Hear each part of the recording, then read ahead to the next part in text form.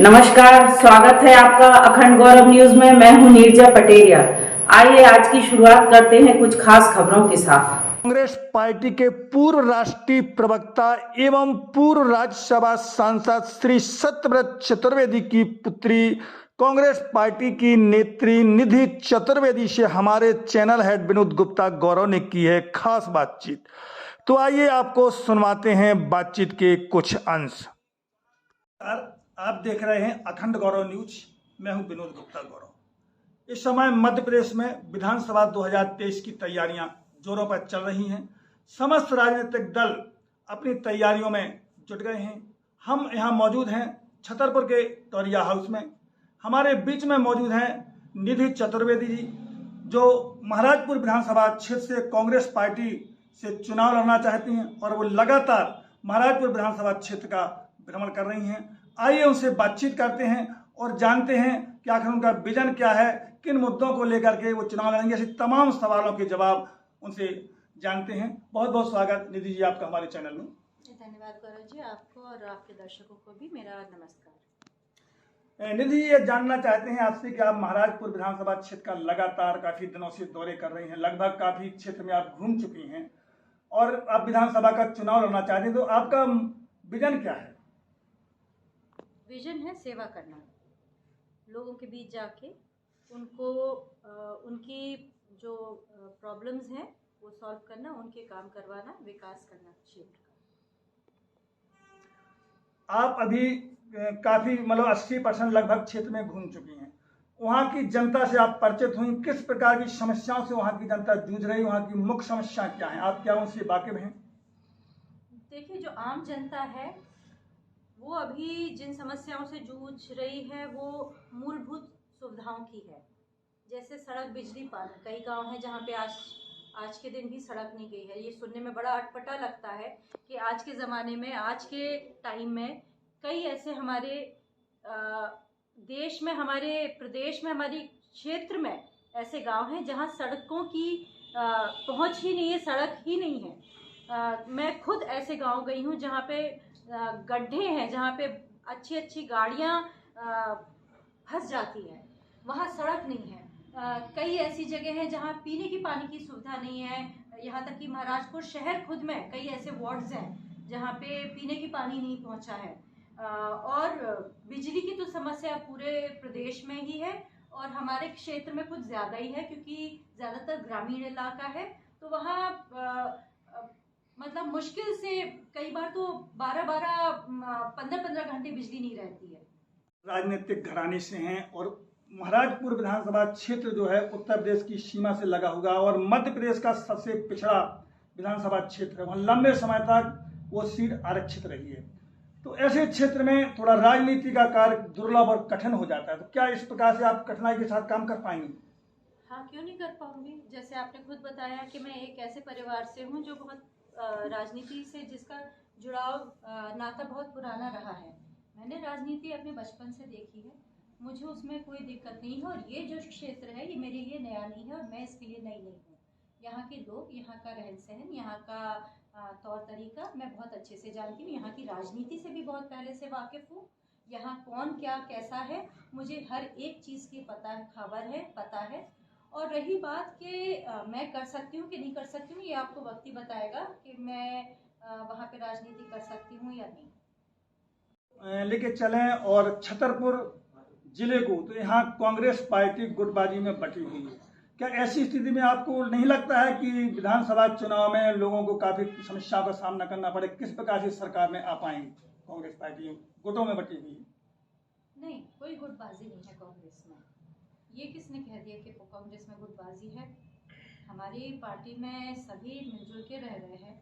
अब देखिए, हमारे महाराजपुर विधानसभा क्षेत्र में हमारे ही कांग्रेस के विधायक हैं वर्तमान, पर हमारी एक ऐसी पार्टी है जो जिसमें एक छोटा कार्यकर्ता भी ये हक रखता है, वो स्वतंत्र है अपनी दावेदारी उस किसी भी सीट से करने के लिए।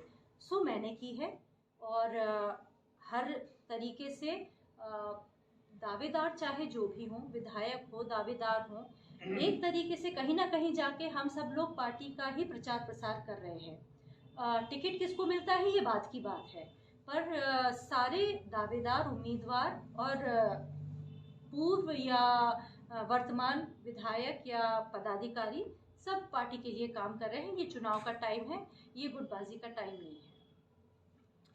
पिछली बार कमलनाथ जी सत्ता में आ गए, सरकार बन गई, लेकिन ज्योतिरादित्य सिंधिया पार्टी से बाहर हो गए।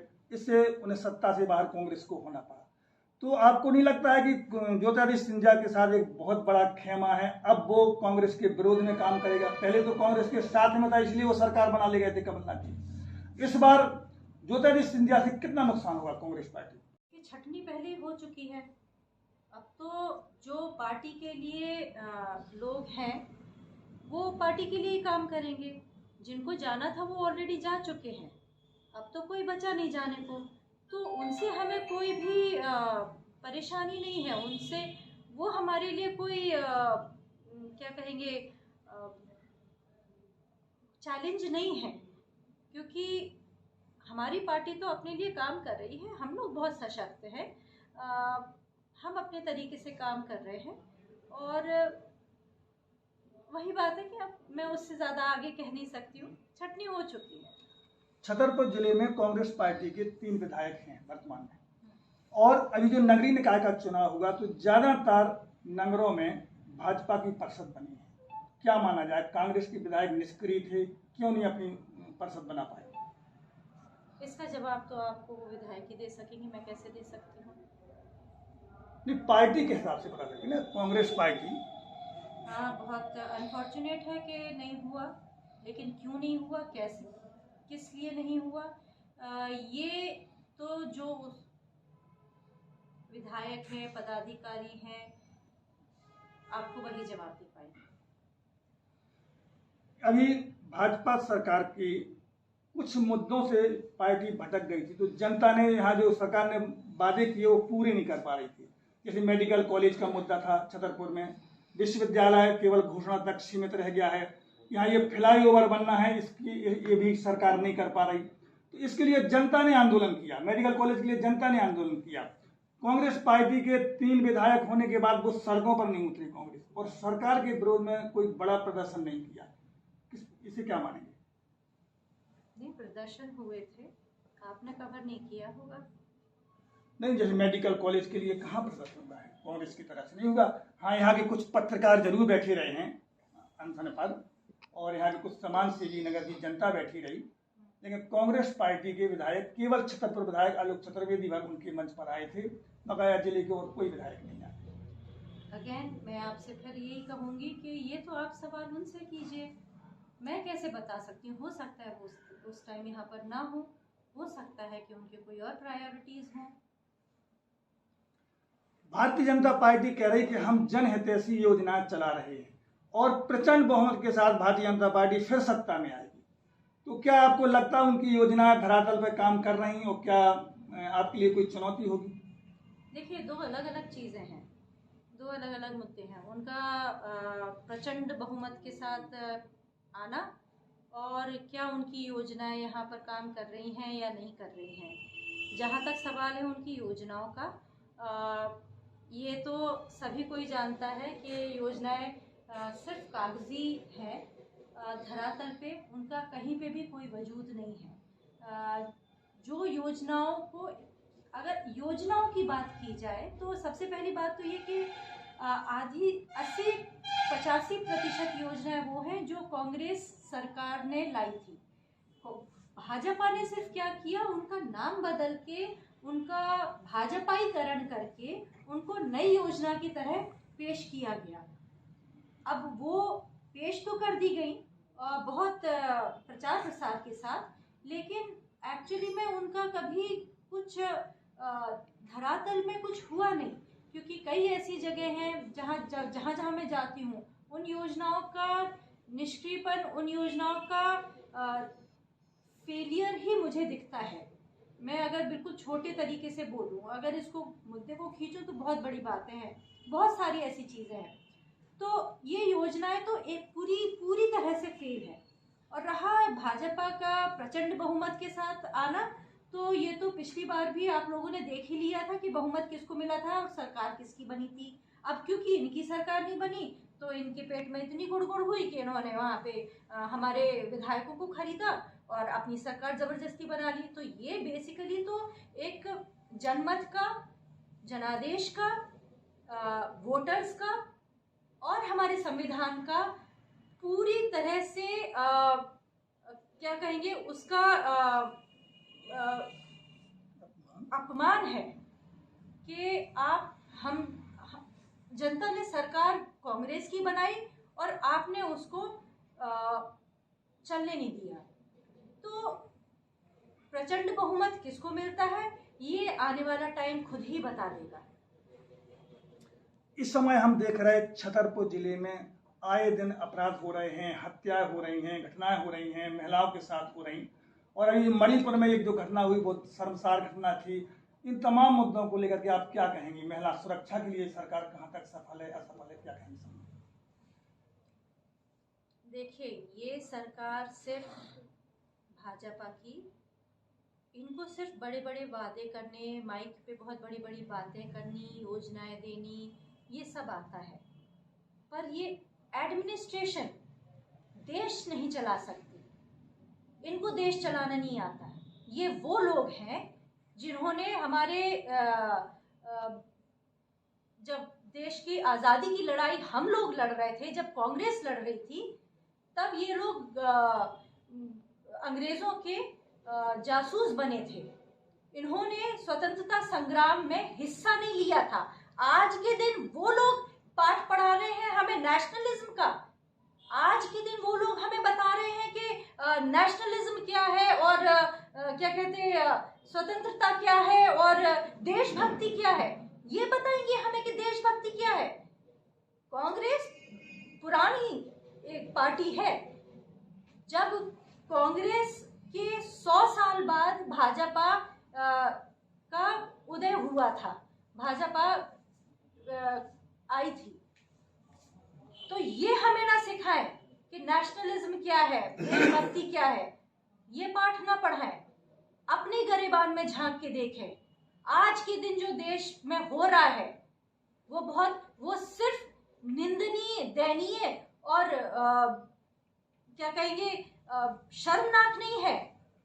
ये बहुत ही घृणित है, ये बहुत ही गंदा है।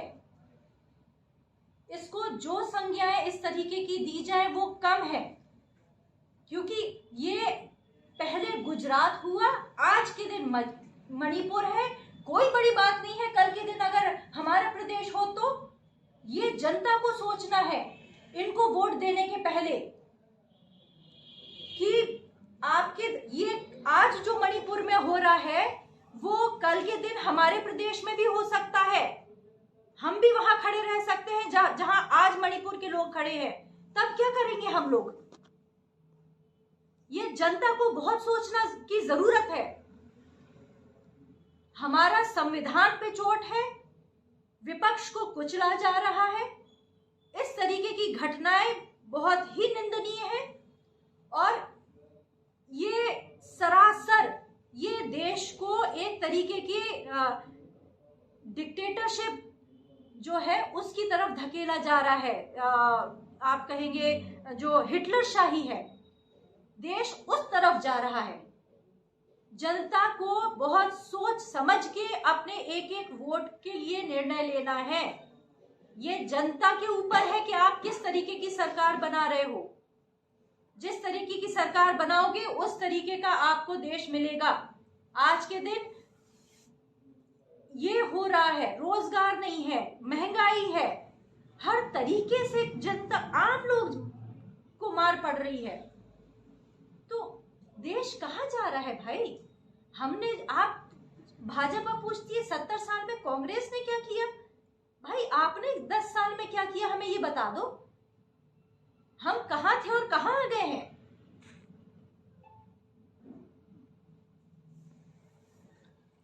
आप महाराजपुर विधानसभा क्षेत्र से चुनाव लड़ना चाहती हैं, वहां घूम रही हो। वर्तमान में वहां कांग्रेस की विधायक है नीरज दीक्षित जी। उनके कामों से वहाँ की जनता कितनी संतुष्ट है, अगर संतुष्ट है तो आपको क्यों लगता है कि उन्हें टिकट न देगी आपको दिया जाएगा? हो सकता है पार्टी से उन्हीं को टिकट रिपीट कर दी। हाँ, हो सकता है कि पार्टी उनको टिकट दे, और जनता संतुष्ट है या नहीं है ये तो मैं नहीं जानती हूँ, पर ये पूरी तरीके से पार्टी के ऊपर है। सर्वे में जो जिसका नाम आगे आएगा उसको टिकट मिलेगा। माना आपको टिकट नहीं मिला तो आप काम करेंगे वहाँ दूसरे व्यक्ति के लिए? जी, मैं पार्टी मेरे लिए सर्वोपरि है। मेरे लिए सबसे पहले पार्टी है, दूसरे नंबर पे जनता है, तीसरे नंबर पे मैं खुद आती हूँ। तो मैं पार्टी अगर कहेगी कि नहीं आपको टिकट नहीं देना है तो पार्टी जो मुझे जिम्मेदारी देगी मैं उसको पूरी निष्ठा के साथ निभाने की कोशिश करूँगी। आप हमारे चैनल के माध्यम से जनता को क्या संदेश देना चाहेंगे? मैं जनता से यही बोलूँगी, निवेदन करूँगी कि मेरा आग्रह है कि आप कांग्रेस का ही विधायक चुनें। छतरपुर ज़िले में, ना सिर्फ महाराजपुर में, छतरपुर ज़िले में जितनी भी कांग्रेस की विधायक, जितने भी कांग्रेस के प्रत्याशी खड़े होंगे आप उनको चुनें, क्योंकि कांग्रेस जो एक आम आदमी की पार्टी है, एक आम जनता की सुख सुविधा के लिए, उनकी दिक्कतों को उनको महसूस करने के काम करती है, उनके लिए काम करती है। तो अगर आप कांग्रेस के प्रत्याशी को चुनते हैं तो हमारा एक स्पष्ट बहुमत होगा विधानसभा में। अगर हमारा स्पष्ट बहुमत होता है विधानसभा में तो हम आपके लिए कई तरीके की अच्छी योजनाएं लेकर आ सकते हैं, जिससे आपकी सुविधा बढ़ेगी, आपको रोज़गार मिलेगा, महंगाई कम होगी, आपके लिए, किसान भाइयों के लिए, युवाओं के लिए, महिलाओं के लिए कई कई तरीके की योजनाएं हैं, उनको लागू किया जा सकेगा आसानी से। ये थी कांग्रेस पार्टी की तेज तर्राट नेत्री निधि चतुर्वेदी जी। उन्होंने हमारे सवालों के जवाब बड़ी बेबाकी से दिए। उन्होंने स्पष्ट तौर पर कहा कि अगर कांग्रेस पार्टी की प्रदेश में सरकार बनती है तो युवाओं को समस्त